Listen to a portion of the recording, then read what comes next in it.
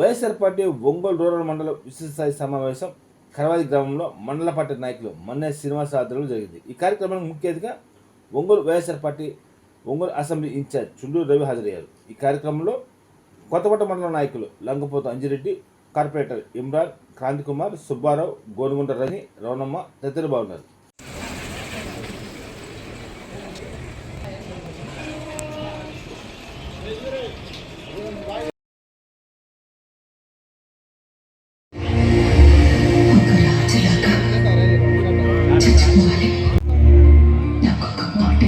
చేసుకుంటూ ఉన్నాము. ఈ కార్యక్రమం తరఫున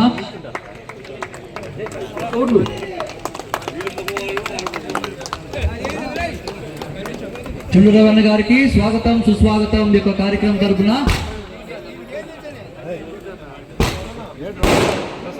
అలాగే దయచేసి దశపుత్రి ఆదన్న గారు మేము పిలిచిన వారిని కూడా దయచేసి స్టేజ్ మీద రావాల్సిందిగా కోరుతున్నాము. రామరాజు కాంతిరాజు గారు వారిని కూడా స్టేజ్ మీద రావాల్సిందిగా కోరుచున్నాం. అలాగే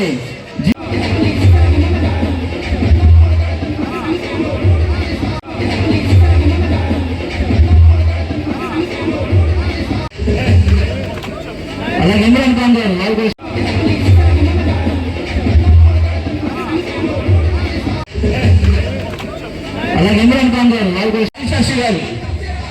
ఆదిశాస్త్రి గారు వాళ్ళు కూడా స్టేజ్ మీద రావాలండి. దయచేసి వచ్చిన వాళ్ళని కూడా స్టేజ్ మీద కుర్చీలో కూర్చోండి. దయచేసి నిలబడ్డ వాళ్ళని కూడా కూర్చున్నాం. అయ్యప్ప రెడ్డి గారు కూర్చోండి. దయచేసి వెళ్ళి పిలువని రావాల్సిన కూర్చున్నాం. ఈ 13 నెలల్లో ఏం జరిగింది, ఏం జరుగుతుందని ఆలోచించుకొని ముఖ్యంగా ఒకటి చెప్పాలనుకుంటున్నాను. మీ ఇళ్లలో ఎవరైనా ఓటు లేకపోతే నామస్మరణ చేసుకుంటానే ఉన్నారు. జగన్మోహన్ అది చేశాడు, ఇది చేశాడు అని చెప్తానే ఉన్నారు. కానీ వాళ్ళు ఏం చేశారో చెప్పుకోవాలి అని పని అయిపోయింది. కానీ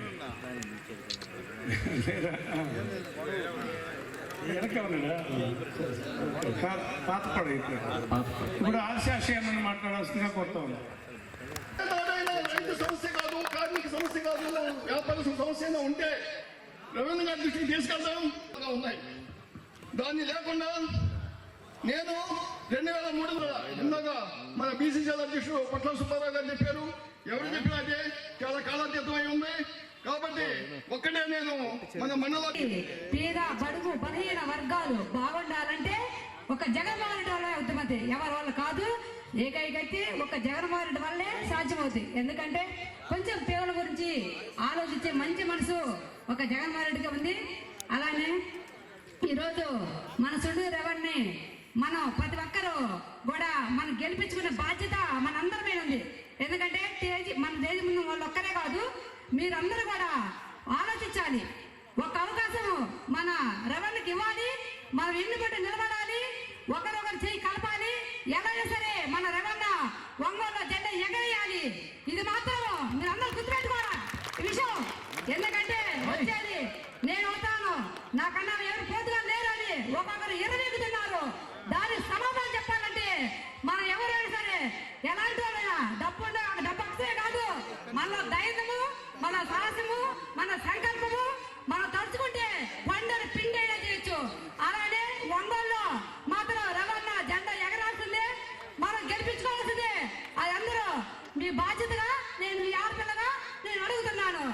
ఈ సభకి కేసులు నిన్నటిగానన్నా మామిడి రైతులు ఇబ్బంది పడుతున్నారని చెప్పి రోడ్ల మీద పారబోస్తా మామిడి రైతులు అల్లాడిపోతుంటే జగన్మోహన్ రెడ్డి గారికి అక్కడికి వెళ్తే వాళ్ళ మీద కేసులు చెయ్యకపోగా అడిగితే ప్రశ్నిస్తే ప్రతి ఒక్కరి మీద కేసులు పెట్టడం జరుగుతుంది.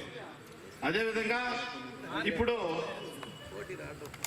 రాష్ట్ర సెక్రటరీ మన పాలడుగు రాజు గారు మనం జయించలేకపోయాం, అంటే వాళ్ళ ఫోర్స్కి తట్టుకోలేకపోయాం. ముఖ్యంగా తెలుగుదేశం పార్టీ వాళ్ళు అబద్ధం ఆడటానికి సిద్ధహస్తులు. అది తెలిసి కూడా బీజేపీ కలవాల్సి వచ్చిన పరిస్థితి కలిసింది.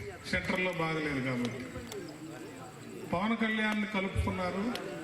ఆయనతో ఏం మాట్లాడుకున్నారో ఆ విధంగా కొంత బలాన్ని చేర్చుకొని ఆర్థికంగా బలమైనటువంటి వాళ్ళు కాబట్టి ఆర్థిక బలం ఈ 3 బేరీజు వేసుకున్నా కూడా జగన్మోహన్ రెడ్డి గారు చేసినటువంటి సంక్షేమ కార్యక్రమాలని ప్రజలు బేరీ చేసుకుంటే వాళ్ళకి ఆనాటికి కూడా ఇంకా గెలుస్తాం అనే దానికి అందులో బ్యాలెన్స్కి వచ్చారు. ఇంకా లాస్ట్ ఒక 15-20 రోజులు ఉందనగా అసలు అన్నిటికీ ఇంకా సర్వం సిగ్గు అంతా వదిలేసి సర్వం అబద్ధాలతోటి ఒక మేనిఫెస్టోని తయారు చేసుకుని మీకన్నా డబుల్ ఇస్తాం అనే దాని దగ్గర ప్రజలు ఆశపడి మోసపోవటం జరిగింది. అదే బాబు షూరిటీ మోసం గ్యారంటీ అంటే మోసం మనకు గ్యారంటీగా మోసపోయింది. ఆయన మోసం చేయలే, ఆయన అసలు చేసేదే మోసం. మనం మోసపోయాం. బాబు షూరిటీలను నమ్మి బాబు పథకాలని నమ్మి బాగా మరీ పేద ప్రజలైతే వాళ్ళు లెక్కలు వేసుకొని జగన్ గారి ప్రభుత్వంలో 2 లక్షలు వచ్చింది 5 ఏళ్లలో, లేకపోతే 3 లక్షలు వచ్చింది. ఈయన డబల్ అంటున్నాడు కదా. చిట్ట చివరికి మరీ ఆ వాలంటీర్లను అయితే ఖచ్చితంగా భగవంతుడు అనేవాడు ఉంటే వాళ్ళు ఉసురు తగులుతుంది. 5,000 రూపాయలని 10,000 ఇస్తామని జగన్కి అండగా ఉండి ఇంటింటికి పేద ప్రజలకి ప్రభుత్వ పథకాలని పంచినటువంటి ఆ చిన్న చిరు ఉద్యోగస్తులను కూడా 10,000 అనగానే ఏం చెప్తారు? ఎవరికైనా కొద్దిగా ఆశ ఉంటుంది. ఏం చెబుతాం? ఇప్పటి వరకు జగన్ గారు ఇచ్చిన మంచి పథకాలే కానీ మానవుడితో మేము చెప్పాం 50 ఇళ్ళు 70 ఇళ్ళు తిరిగి. రాబోయే రోజుల్లో బాబు గారు ఇంకా డబల్ ఇస్తా, ఎందుకు పాపం 10,000 అన్నారని అంటున్నారు. దరపాల వీటన్నింటినీ కూడా మీరు మొన్నటి ఎలక్షన్లో మనకు చేయని వాళ్ళు ఎవరు, చేసిన వాళ్ళు ఎవరు, మీ అందరికి మీ గ్రామాల్లో మీ వార్డుల్లో మీ గ్రామాల్లో ఉన్నటువంటి చిన్న చిన్న కులాల దగ్గర నుంచి ఎక్కువ మంది ఉండే కులాల వరకు ఎవరెవరు ఎట్టెటు చేశారో మీ అందరికి తెలుసు. మీరందరూ 4 కులాలతోటి గ్రామ కమిటీ ఏర్పాటు అయ్యి ఉంటుంది కాబట్టి మీరందరూ కూర్చొని మాట్లాడుకొని పలికినోడిని పలకనోడిని అందరినీ పిలుచుకొని గత ప్రభుత్వంలో పొరపాటు పడి వాళ్ళ పథకాలకు ఆశపడి పోయిన వాళ్ళని మళ్ళీ మంచి మాటలు చెప్పి దగ్గరికి తీసుకుని, ఎందుకంటే ప్రజల్లో ఉంది ఇది. ఆ ప్రభుత్వంలో బాగా డబ్బులు 10 రూపాయలు వచ్చినటువంటి వాళ్ళందరూ కూడా ఇప్పుడు బయటపడి మాట్లాడితే వాళ్ళ ఇంట్లో ఉన్నటువంటి 1/6 పింఛనో లేకపోతే వాళ్ళ చుట్టాలకు ఉన్న పింఛనో తీసేస్తారనే భయంతో అట్టట్ట ఉన్నారు. కానీ జనంలో అయితే మొన్న వచ్చిన మనకు 40%, వాళ్ళకి 60%, 3 పార్టీలు కలిపి ఇప్పుడు నాకు తెలిసి ఈ సంవత్సరానికి బ్యాలెన్స్ అయింది. ఇంకొక సంవత్సరం టైం ఉంది కాబట్టి ఈ సంవత్సరంలో మీరు ఎన్ని స్థాయిల్లో అయితే నాయకులు సభ గ్యారంటీ అని ఈ పథకం అంటే ఆయన పథకం పెట్టాడు. మనకు ఆ రోజు ఏమన్నా ఇటువంటి మేనిఫెస్టో ఇచ్చాడు. మీ అందరికీ ఉండి ఉంటుంది. ఇట్లా వాళ్ళ ఇళ్ళ తిరిగి ప్రచారం చేశారు. బాబు షూరిటీ భవిష్యత్ గ్యారంటీ అని చంద్రబాబు నాయుడు, పవన్ కళ్యాణ్ వీళ్ళిద్దరు సంతకాలు పెట్టారు. మేము ఇచ్చే హామీలన్నిటికీ నోటి మాట కాదు బాండ్ లాగా సంతకాలు పెట్టారు. మళ్ళీ ఆ సంతకాలు కూడా చంద్రబాబు నాయుడు మీద అపనమ్మకం ఉంటుంది కదా. ఒక హామీ ఇస్తాడు, దానికి ఏదో ఒక కొర్రి పెట్టి ఒక మెలిక పెట్టి పోయినసారి కానీ రుణమాఫీ అని చెప్పి ఒకేసారి రుణమాఫీ ఆస్తారని మనం అందరూ ఎదురు చూస్తే 5 ఏళ్ళు వేసినట్టుగా వడ్డీ కట్టినట్టుగా డాక్రా మహిళలందరినీ మోసం చేసినట్టుగా నమ్మరేమోనని ఏ కండిషన్ లేకుండా హామీ అమలు చేస్తారని చెప్పి ఇంకో సంతకం పెట్టి ఇంకో పత్రం ఇచ్చాడు. అంటే ఇంకా ఒకసారి అబద్ధాలు చెప్పటం, ఇంకోసారి హామీలు చెప్పటం, ఆఖరికి సంతకాలు పెట్టి ఇవ్వటం, అయినా మోసం చేయటం. ఈ రాష్ట్రంలో ఏ రాష్ట్రంలో ఈ రాష్ట్రంలో కాదు, ఒక నాయకుడు మాట చెప్తే ఆ మాట నెరవేర్చలేకపోతే సిగ్గుపడాలి. ఏ మాత్రం సిగ్గు లేకుండా అంటే నిన్న చెప్పిన అబద్ధం ఈరోజు మనకు గుర్తుండదని నిస్సిగ్గుగా మాట్లాడగలుగుతున్నారు ఈ కూటమి నాయకులు. ఇప్పుడు ఎన్టీ రామారావు పేరు గుర్తుకొస్తే మనకి 2 రూపాయల కిలో బియ్యం అని, పక్కా ఇళ్ళని, కూడు గుడ్డ నీడని ఆయన నినాదం మనకు గుర్తుకొస్తుంది. తర్వాత కొన్నాళ్ళ తర్వాత రాజశేఖర రెడ్డి గారి యుగం వచ్చింది.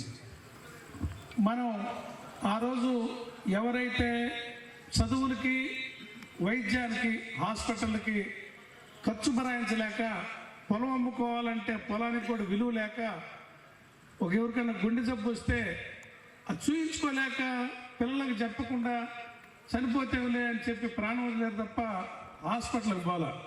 ఆ రోజు గుండె ఆపరేషన్ 3.5-4 లక్షల రూపాయలు, పొలం ఖరీదు 50,000 రూపాయలు.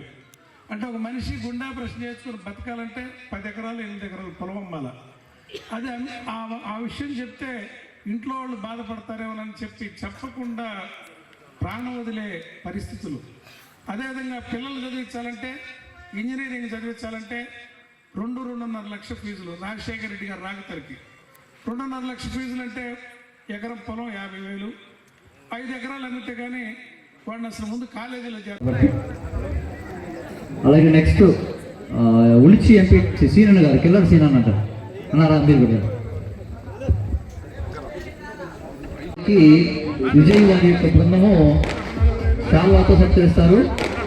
నెక్స్ట్ మేట్కొండ కోటేశ్వర బృందం కూడా రెడీ ఉండాలి. శాల్వా ఇక్కడ ఉంది. పాటివేదిపాలి వెంకటేశ్వర గారు కూడా దయచేసి స్టేజ్ మీద రావాల్సిందిగా కోరుతున్నాము. పాటివేదిపాలెం వెంకటేశ్వర గారు, అలాగే జాదవ్ శ్రీ గారు వారు కూడా రావాల్సింది కోరుతున్నాం. అయిపోయిన తర్వాత క్రిస్టియన్ యూత్ విజయ్ వారి యొక్క బృందంతో